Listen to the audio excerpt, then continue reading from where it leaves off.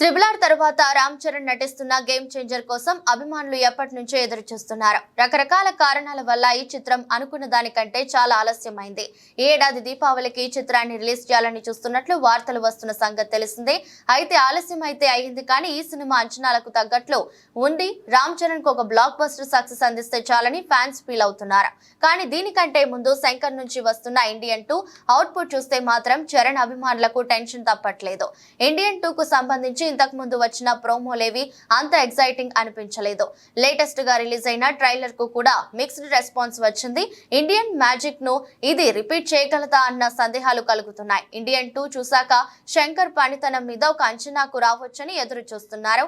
ఈ సినిమా బాగా ఆడాలని చరణ్ ఫ్యాన్స్ గట్టిగా కోరుకుంటున్నారు.